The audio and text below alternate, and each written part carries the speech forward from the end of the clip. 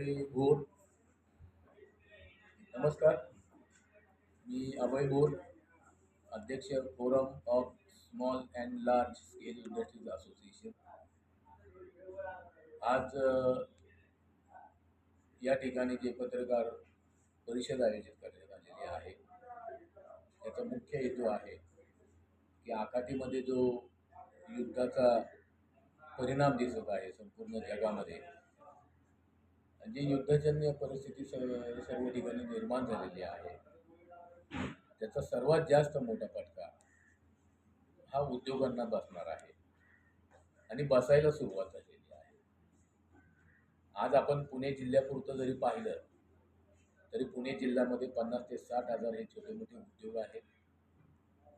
या ठिकाणी इंजिनिअरिंग उद्योग असतील, फार्मास्युटिकल्स असतील, ऑटोमोबाईल असतील, रबर इंडस्ट्रीज आहेत, केमिकल इंडस्ट्रीज आहेत, फूड उद्योग आहेत.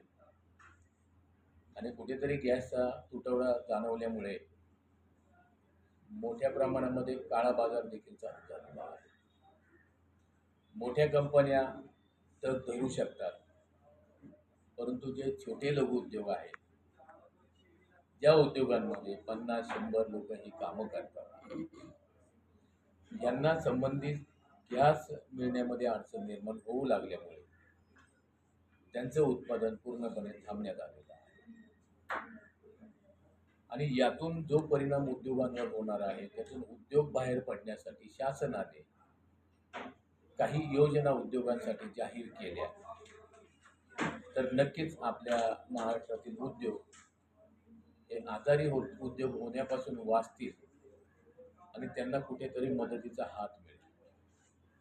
आज विजेची बिलं जी आहेत, या विजेच्या बिलांमध्ये जर शासनाने दरामध्ये कमतरता आणि वीज बिल भरण्यासाठी उद्योगांना हप्त्याची तरतूद जर करून दिली तर त्याचा मोठा आधार हा उद्योगांना मिळणार आहे. त्याचप्रमाणे इतरही जे शासकीय विभाग आहेत, मार्च एंडिंग जवळ आल्यामुळे अनेक वेळा संपूर्ण शासनाच्या देयक ज्या रकमा असतात ते उद्योजक भरतच असतात, परंतु या काळामध्ये मालाचा पुरवठा संबंधित कंपन्यांना वेळेवर न झाल्यामुळे, त्याचप्रमाणे अनेक कंपन्या ह्या निर्यात करत असतात आपली उत्पादने, आणि निर्यात पूर्णपणे थांबल्यामुळे त्यांनी बनवलेलं उत्पादन हे कंपनीमध्येच राहिलेलं आहे आणि आपली ऑर्डर वेळेमध्ये संबंधित ठिकाणी न गेल्यामुळे त्यांना संबंधित विभागाकडनं त्यांचं पेमेंट मिळालेले नाही. त्यामुळे यातून शासनाने जर मदतीचा हात उद्योगांना दिला, शासनाच्या सवलती त्यांच्यासाठी जर जाहीर केल्या,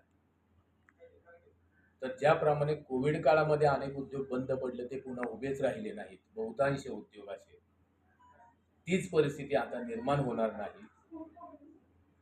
आणि आपल्याला उद्योग जगवायचेच आहेत, परंतु उद्योगावर जगणारे जे कामगार बंधू आहेत यांच्यासाठी देखील आपल्याला कुठेतरी एक मदतीचा एखाद्या योजनेचा हात शासनाने जाहीर केल्या नक्कीच उद्योग शासनाबरोबर कायमच असेल आणि शासनाला सहकार्य करण्यासाठी कायमच उद्योजकांची तयारी असेल.